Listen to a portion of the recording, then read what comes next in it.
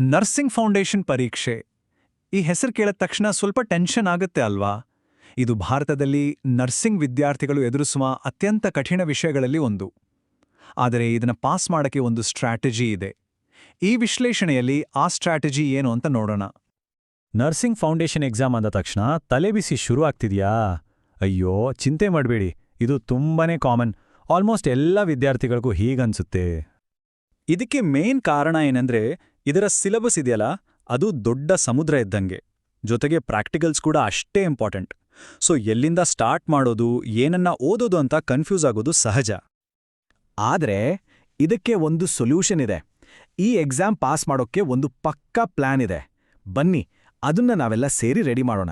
ಆಗ ನೋಡಿ ತಯಾರಿ ಎಷ್ಟು ಈಸಿ ಆಗತ್ತೆ ಅಂತ. ಸರಿ, ಹಾಗಿದ್ರೆ ಫಸ್ಟು ಈ ಚಾಲೆಂಜ್ ಅಂದ್ರೆ ಏನು, ಇದರ ಮಹತ್ವ ಏನು ಅಂತ ಅರ್ಥ ಮಾಡ್ಕೊಳ್ಳೋಣ. ಈ ವಿಷಯದಲ್ಲಿ ಒಂದು ದೊಡ್ಡ ಟ್ವಿಸ್ಟ್ ಇದೆ ಗೊತ್ತಾ?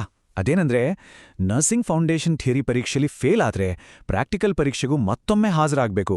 ಅಂದ್ರೆ ಒಂದ್ರಲ್ಲಿ ಫೇಲ್ ಆದ್ರೆ ಎರಡೂ ಹೋಯ್ತು. ಇದೇ ಈ ಪರೀಕ್ಷೆ ಟೆನ್ಷನ್ ಜಾಸ್ತಿ ಮಾಡೋದು. ಎರಡನ್ನೂ ಒಂದೇ ಸರಿ ಪಾಸ್ ಮಾಡೋದು ಕಂಪಲ್ಸರಿ. ಓಕೆ, ನಮ್ಮ ನೆಕ್ಸ್ಟ್ ಸ್ಟೆಪ್ ಏನು? ಎಕ್ಸಾಮ್ ಪೇಪರ್ ಹೇಗಿರುತ್ತೆ ಅಂತ ಡಿಕೋಡ್ ಮಾಡೋದು. ನಮ್ಮ ಯುದ್ಧಭೂಮಿ ಬಗ್ಗೆ ಸರಿಯಾಗಿ ಗೊತ್ತಿದ್ರೆ ತಾನೇ ಯುದ್ಧ ಗೆಲ್ಲೋದು ಈಸಿಯಾಗೋದು. ಇಂಡಿಯನ್ ನರ್ಸಿಂಗ್ ಕೌನ್ಸಿಲ್ ಪ್ರಕಾರ ಟೋಟಲ್ ಎಕ್ಸಾಮ್ ಇರೋದು 75 ಅಂಕಗಳಿಗೆ. ಇಲ್ನೋಡಿ, ಎಲ್ಲಕ್ಕಿಂತ ಇಂಪಾರ್ಟೆಂಟ್ ಅಂದ್ರೆ ಆ 15 ಅಂಕಗಳ 2 ಪ್ರಬಂಧ ಮಾದರಿಯ ಪ್ರಶ್ನೆಗಳು. ಅಂದ್ರೆ ಬರೋಬ್ಬರಿ 30 ಅಂಕಗಳು ಇಲ್ಲೇ ಇದೆ. ಇದು ರಿಸಲ್ಟ್ ಮೇಲೆ ದೊಡ್ಡ ಇಂಪ್ಯಾಕ್ಟ್ ಮಾಡುತ್ತೆ. ಇದರ ಜೊತೆ MCQ, short answers, very short answers ಕೂಡ ಇದೆ. ಈ 75 ಅಂಕಗಳಲ್ಲಿ ಪಾಸ್ ಆಗೋಕೆ ಬೇಕಿರೋದು ಜಸ್ಟ್ 38 ಅಂಕಗಳು ಅಷ್ಟೇ. ಹೌದು, 38. ಇದೇ ನಮ್ಮ ಟಾರ್ಗೆಟ್. ಹಾಗಿದ್ರೆ ಆ 38 ಅಂಕಗಳನ್ನ ಗಳಿಸೋಕೆ ನಮ್ಮ ಬ್ಲೂ ಪ್ರಿಂಟ್ ಏನು? ಇದು ಸಿಂಪಲ್ ಮ್ಯಾಥ್ಸ್, ಒಂದು ಸ್ಮಾರ್ಟ್ ಸ್ಟ್ರಾಟಜಿ. ಮೊದಲನೇದಾಗಿ MCQ 12 ಪ್ರಶ್ನೆ ಇರುತ್ತೆ. ಅದರಲ್ಲಿ ಒಂದು 5 ಅಂಕಗಳ ಟಾರ್ಗೆಟ್ ಇಟ್ಕೊಳ್ಳಿ. ಪ್ರಶ್ನೆನ ಒಂದೆರಡು ಸಲ ಕೇರ್ಫುಲ್ ಆಗಿ ಓದಿದ್ರೆ 5 ಅಂಕಗಳು ಪಕ್ಕಾ ಬರುತ್ತೆ. ನೆಕ್ಸ್ಟ್, ಪ್ರಬಂಧದ ಪ್ರಶ್ನೆಗಳು. 15 ಅಂಕಗಳ 2 ಪ್ರಶ್ನೆ ಇರುತ್ತಲ್ವಾ, ಅದರಲ್ಲಿ ಯಾವುದಾದ್ರೂ ಒಂದನ್ನ ಚೂಸ್ ಮಾಡಿ ಪರ್ಫೆಕ್ಟಾಗಿ ಬರೆಯೋದ್ರ ಮೇಲೆ ಫೋಕಸ್ ಮಾಡಿ. ಒಂದೇ ಪ್ರಬಂಧವನ್ನ ಚೆನ್ನಾಗಿ ಬರೆದ್ರೂ 15 ಅಂಕಗಳು ಗ್ಯಾರಂಟಿ. ಆಮೇಲೆ 5 ಸಣ್ಣ ಉತ್ತರಗಳಿರ್ತವೆ. ಅದರಲ್ಲಿ 3 ಉತ್ತರಗಳನ್ನ ಪಕ್ಕಾ ಬರೆಯೋಕೆ ಟ್ರೈ ಮಾಡಿ. ಪೂರ್ಣಾಂಕಗಳು ಸಿಕ್ಕಿದ್ರೆ ಇಲ್ಲೇ ಇನ್ನೊಂದು 15 ಅಂಕಗಳು ಬಂತು. ಲಾಸ್ಟ್, ಅತಿ ಸಣ್ಣ ಉತ್ತರಗಳು. 4 ಪ್ರಶ್ನೆಗಳಲ್ಲಿ ಅಟ್ಲೀಸ್ಟ್ 3 ಅಂಕಗಳನ್ನಾದ್ರೂ ತಗೊಳ್ಳೋಕೆ ಟ್ರೈ ಮಾಡಿ. ಈಗ ಲೆಕ್ಕ ಹಾಕಿ ನೋಡಿ. 5 + 15 ಮತ್ತೆ +15 +3 ಟೋಟಲ್ 38. ನೋಡಿದ್ರಾ ಪಾಸ್ ಆಗೋ ದಾರಿ ಎಷ್ಟು ಕ್ಲಿಯರ್ ಆಗಿದೆ ಅಂತ? ಹೀಗೆ ದೊಡ್ಡ ಟಾರ್ಗೆಟ್ನ ಸಣ್ಣ ಸಣ್ಣ ಪಾರ್ಟ್ ಮಾಡಿದ್ರೆ ಅಚೀವ್ ಮಾಡೋದು ತುಂಬಾನೇ ಈಸಿ ಅನ್ಸುತ್ತೆ ಅಲ್ವಾ?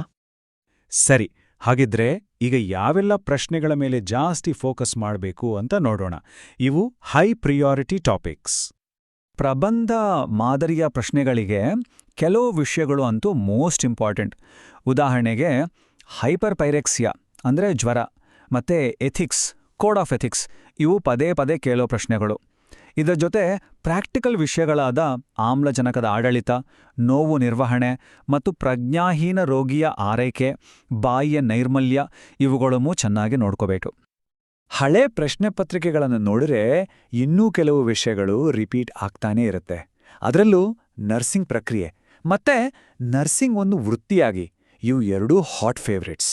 ಜೊತೆಗೆ ಸಂವಹನ, ಸೋಂಕು ನಿಯಂತ್ರಣ, ರಕ್ತದೊತ್ತಡ ಮತ್ತು ಔಷಧಿಗಳ ಆಡಳಿತ, ಇದು ಯಾವುದನ್ನೂ ಮಿಸ್ ಮಾಡೋ ಹಾಗೆ ಇಲ್ಲ. ಇಲ್ಲಿ ಒಂದು ವಿಷಯವನ್ನ ತುಂಬಾನೇ ಕೇರ್ಫುಲ್ಲಾಗಿ ಗಮನಿಸಬೇಕು.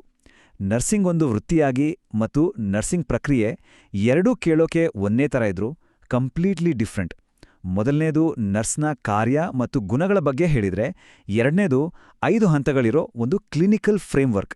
ಇದರಲ್ಲಿ ಕನ್ಫ್ಯೂಸ್ ಆಗಲೇಬಾರ್ದು. ಸರಿ, ಈಗ ಫೈನಲ್ ಮತ್ತು ಎಲ್ಲಕ್ಕಿಂತ ಪವರ್ಫುಲ್ ಟಿಪ್. ಇದನ್ನ ಒಂದು ಯೂನಿವರ್ಸಲ್ ಸೇಫ್ಟಿ ನೆಟ್ ಅಂತಾನೆ ಕರಿಬೋದು. ಅಂದ್ರೆ ಯಾವತ್ತೂ ಫೇಲ್ ಆಗದ ಒಂದು ಉತ್ತರ. ಆದ್ರೆ ಒಂದು ವೇಳೆ ಪರೀಕ್ಷೆಯಲ್ಲಿ ಉತ್ತರನೇ ಗೊತ್ತಿಲ್ಲದ ಒಂದು ಪ್ರಶ್ನೆ ಬಂದ್ಬಿಟ್ರೆ ಏನ್ ಮಾಡೋದು? ಇದು ಪ್ರತಿಯೊಬ್ಬ ವಿದ್ಯಾರ್ಥಿಗೂ ಇರೋ ದೊಡ್ಡ ಭಯ ಅಲ್ವಾ? ಅದಕ್ಕೆ ಇರೋದು ಈ ಸಾರ್ವತ್ರಿಕ ಸುರಕ್ಷತಾ ಜಾಲ. ಅದೇ ನರ್ಸ್ನ ಪ್ರಮುಖ ಜವಾಬ್ದಾರಿಗಳು. ಇದು ಆಲ್ಮೋಸ್ಟ್ ಯಾವುದೇ 5 ಅಥವಾ 15 ಅಂಕಗಳ ಪ್ರಶ್ನೆಗೆ ಅಪ್ಲೈ ಮಾಡಬಹುದಾದ ಒಂದು ಸೂಪರ್ ಆನ್ಸರ್. ಈ 6 ಪ್ರಮುಖ ಪಾಯಿಂಟ್ಸನ್ನ ಯಾವುದೇ ಉತ್ತರಕ್ಕೆ ಬೇಕಿದ್ರೂ ಸೇರಿಸಬಹುದು. ಮೊದಲನೇದು ರೋಗಿಯ ಸುರಕ್ಷತೆ, ಎರಡನೇದು ಸೋಂಕು ನಿಯಂತ್ರಣ, ಮೂರನೇದು ರೋಗಿ ಮತ್ತು ಅವರ ಕುಟುಂಬಕ್ಕೆ ಶಿಕ್ಷಣ ನೀಡುವುದು. ನಾಲ್ಕನೇದು ದೈಹಿಕ ಮತ್ತು ಭಾವನಾತ್ಮಕ ಬೆಂಬಲ ನೀಡುವುದು.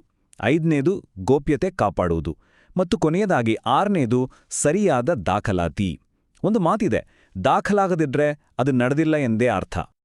ಮೂಲದಲ್ಲಿ ಹೇಳಿರೋ ಹಾಗೆ ಈ ಥರದ ಸುಮಾರು 20 ಸಾಮಾನ್ಯ ಜವಾಬ್ದಾರಿಗಳನ್ನ ನೆನ್ಪಿಟ್ಕೊಂಡ್ರೆ ಸಾಕು. ಉತ್ತರ ಗೊತ್ತಿಲ್ಲದ ಯಾವುದೇ ಪ್ರಶ್ನೆ ಬಂದಾಗ ನರ್ಸ್ ಪಾತ್ರ ಅಂತ ಹೆಡ್ಡಿಂಗ್ ಹಾಕಿ ಇದನ್ನೇ ಬರಿಬೋದು. ಇದು ಒಂದು ಸೇಫ್ಟಿ ಗಾರ್ಡ್ ಥರ ಕೆಲಸ ಮಾಡುತ್ತೆ.